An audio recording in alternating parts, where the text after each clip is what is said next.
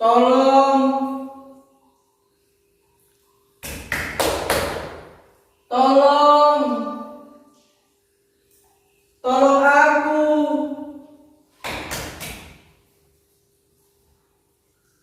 Tolong, siapa saja. Tolong,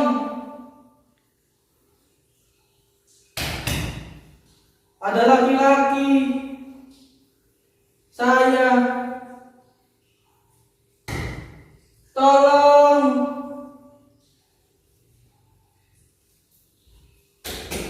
jangan pergi. Tolong. Tidak ada yang datang. Tidak ada yang menolong saya.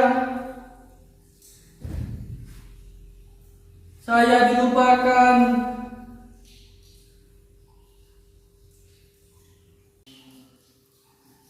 Sudah berapa lama saya di sini? Saya pun tak tahu. Sudah berapa lama saya disiksa? Macam binatang. Saya pun juga tak tahu. Apakah saya ini binatang? 4 dinding ini dan juga jendela jerusi-besi di atas sana.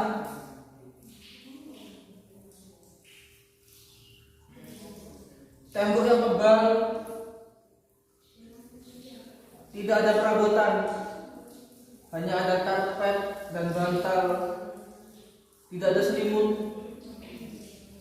Saya pun tak tahu. Tidak mungkin lolos dari penjara ini jika ada sudi yang menolong. Mustahil saya selamat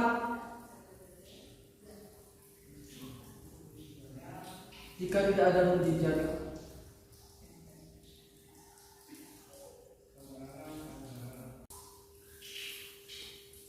Adika, kau tahu itu Adika?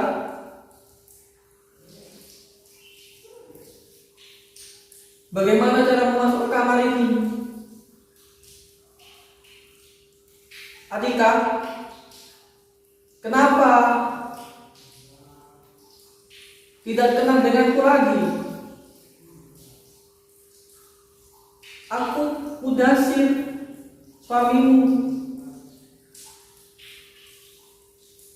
Dulu kaulah yang mengantarkanku di Bandara Soekarno-Hatta. Kita sempat berpelukan di sana. Kamu bercerita kepada saya melalui surat bahwa kamu akan mengurus sawah yang ada di desa.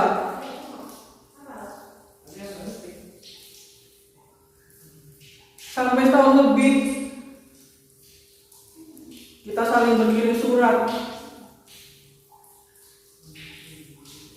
Sesudah musibah itu datang, surat-suratmu tidak pernah datang lagi. Jangan pergi Adika. Jangan tinggalkan aku. Apakah aku sudah tidak punya daya tarik lagi bagimu Adika? Dahulu kita sangat romantis, bukan?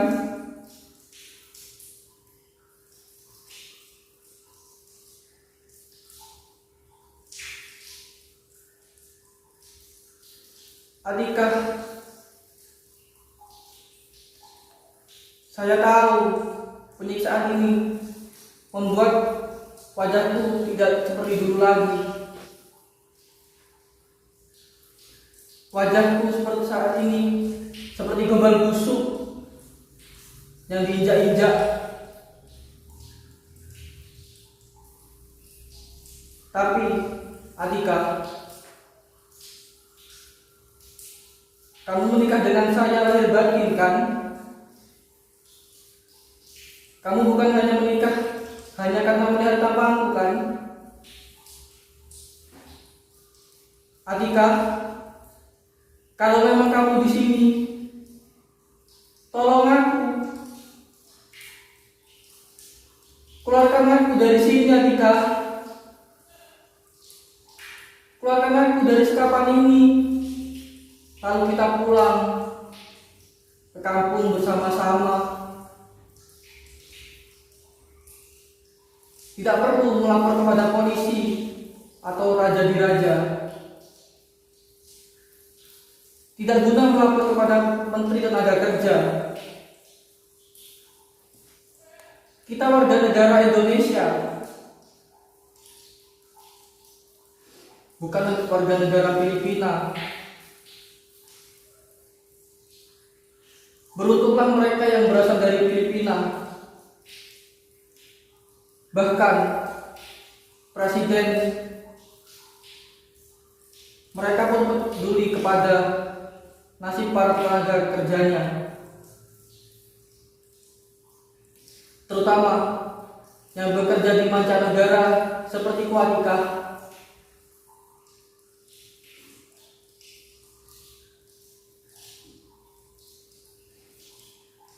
Kalau banyak uang, nasib para tenaga kerjanya, terutama yang bekerja di mancanegara, diperas sampai habis, sampai kesusut tulang. Tapi kalau ada musibah, pura-pura tidak tahu, diabaikan, dibuang.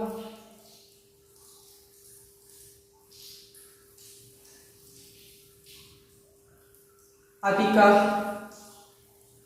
itu kenyataan. Kita ini binatang penghasil devisa negara. Sebutan pahlawan hanya slogan, bukan kenyataan.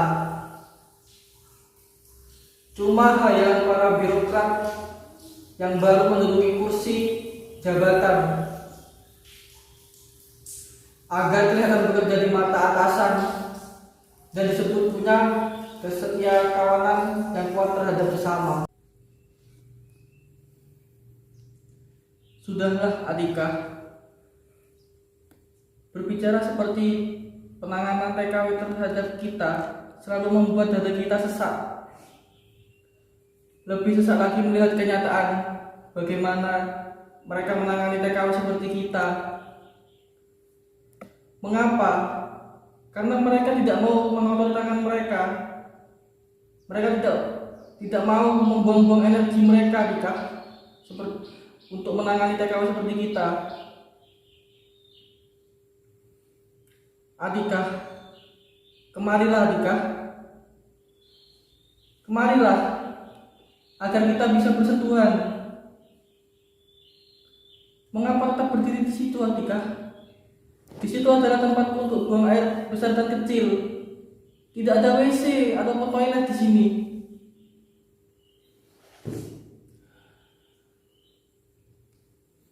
Lihatlah bekas-bekas luka ini, Atika. Lihatlah.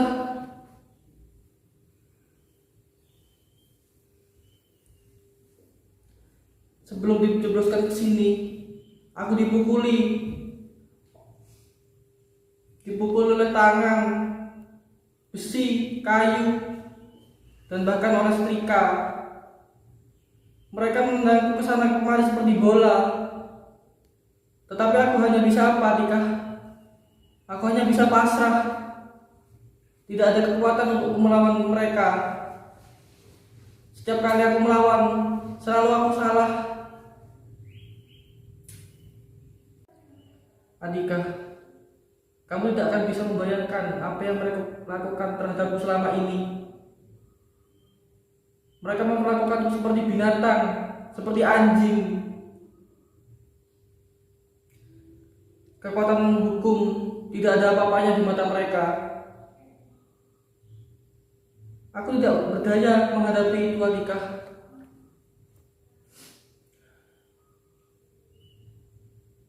Padahal saya datang ke sini untuk bekerja, bukan merampok ataupun mencuri.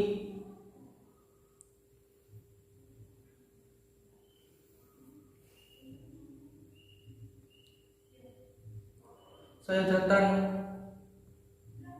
untuk menambah devisa negara Atika.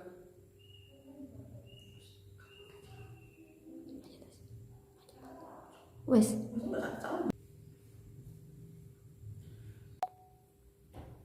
Tapi Atika, saya bersumpah demi Tuhan saya bekerja. Saya memperoleh gaji dengan keringatku sendiri, dengan upahku sendiri. Aku bukan pemalas. Aku bangun subuh-subuh untuk memasak, mengepel, mencuci mobil, menyapu halaman. Itu semua aku lakukan.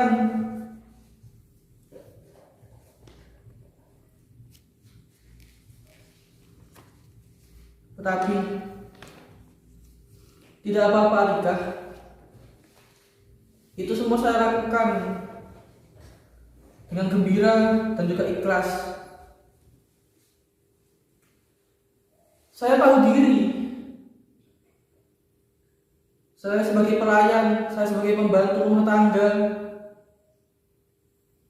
saya tidak berani menuntut macam-macam kepada majikan saya.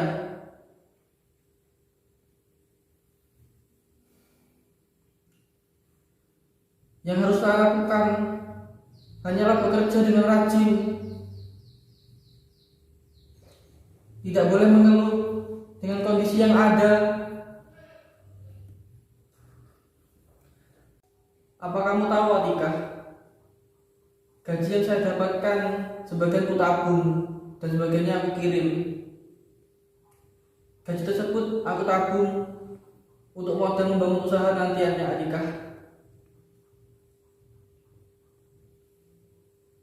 Pada bulan 13 pernah suatu malam nyonya majikan saya menghampiri kamar saya. Pada saat itu majikan laki-laki saya sedang pergi keluar kota bersama anak-anaknya. Nyonya saya menghampiri saya, mencoba menggoda saya Atika. Tetapi aku masih ingat, di dalam hatiku masih ada kamu Atika. Aku menahan godaan nyonya itu Atika, untuk menjaga hatiku. Aku menghela napas panjang-panjang dan berharap agar hal itu cepat berakhir. Kemudian nyonya saya pergi keluar kamar dan menutup pintu dengan sangat keras. Sepertinya ia marah.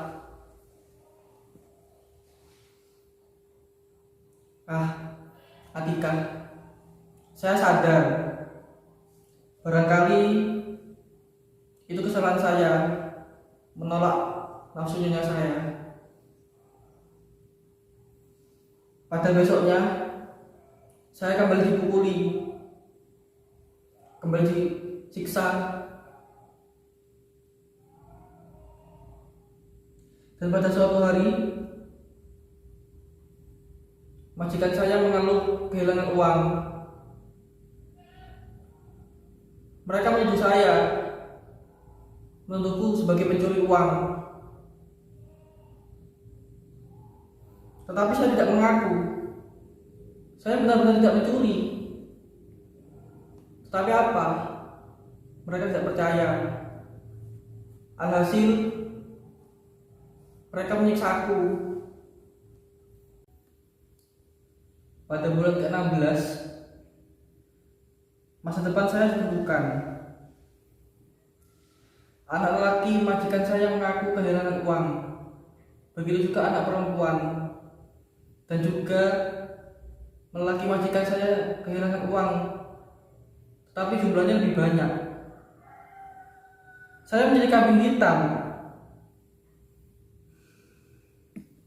Saya yang menanggung akibatnya.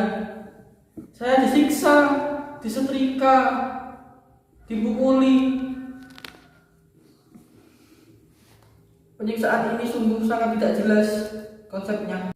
Tapi Ada apa dengan majikan saya? Bangsa yang sekarang ini banyak menampung para pekerja dari Indonesia. Dulu mereka betul-betul sekeluarga serumpun. Mereka sopan, juga menghormati. Tetapi dalam tempo yang pendek, mereka menjadi bangsa yang besar. Jadi tidak perlu belajar lagi dari bangsa Indonesia. Mereka jauh lebih maju. Lalu mereka mulai menanam modal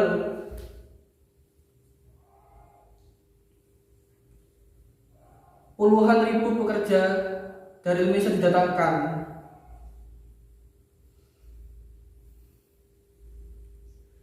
Hasil pajaknya dipakai untuk membangun negaranya.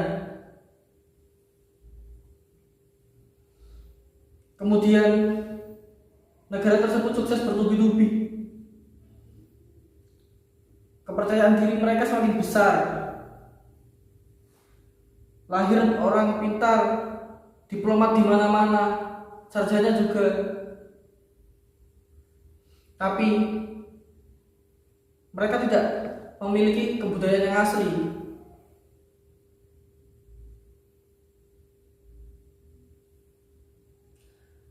Pada suatu saat mereka mengundang banyak sekali seniman. Mereka diiming-imingi dengan gaji yang besar dan mencuri kebudayaan kita, budaya Indonesia.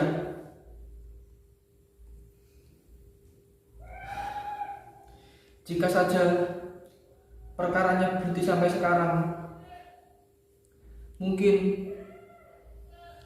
saya tidak akan sesengsara ini. Mereka tak lagi takut kepada hukum. Bukankah uang mampu membungkam hukum? Di zaman modern seperti sekarang, hukum tidak ada apa-apanya. Hukum dapat dibeli.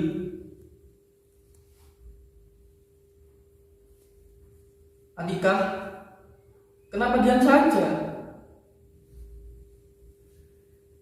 Kamu tidak percaya dengan apa yang aku katakan, dengan ceritaku? Demi Tuhan, saya bersumpah, saya dapat menjaga nafsu saya, Andika. Andika, jangan pergi, jangan tinggalkan saya. Saya butuh bantuanmu.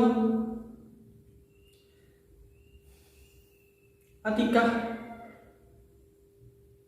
nyata atau tidak, aku butuh kehadiranmu. Kamulah satu-satunya harapan saya, Andika. Andika, apa kamu tahu?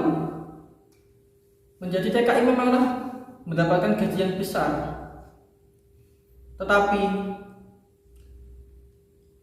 itu semua harus dikorbankan. Lihatlah bekas luka-luka ini. Inilah hasil gajiku selama ini. Andika, bagaimana keadaan mak dan bapak? Mereka sehat-sehat saja kan? Apakah encok bapak sudah sembuh? Saya pernah kirim uang dengan nominal yang besar untuk berobat mereka. Saya yakin pasti bapak dan ibu sembuh. Andika, apa kamu mendengarnya? Adalah orang menuju ke sini. Tolong, tolong, siapa saja, tolong. Saya di sini. Ada orang laki-laki. Saya. Tolong. Jangan berhenti. Tolong. Siapa saja. Tolong saya. Dengarlah keringat saya. Tolong. Datanglah ke sini. Jangan pergi. Tolong. Tidak ada yang sudi menolong saya. Tidak ada yang datang. Saya dilupakan. Adika, di mana kamu? Apakah kamu juga pergi? Semuanya pergi. Saya ditinggal sendiri. Mana mungkin bagiku untuk bertahan. Saya rela mati, kalau memang harusnya mati. Tapi saya harus menceritakan kisah ini agar semua tahu bagaimana rasanya menjadi TKI.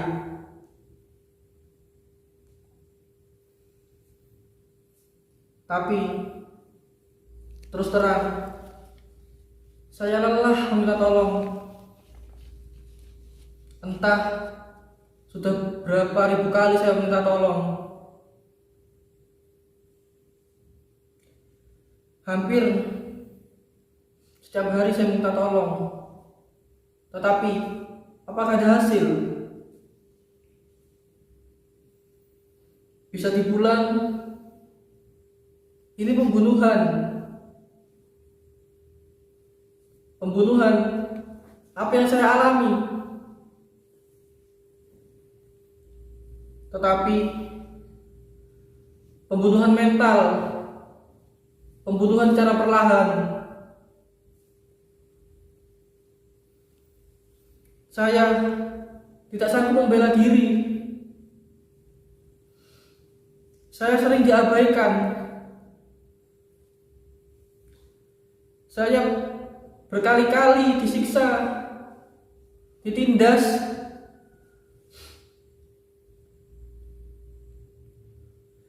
Tolonglah, tolong, tolong, tolong. Jangan jadikan diri kita onggol-onggol.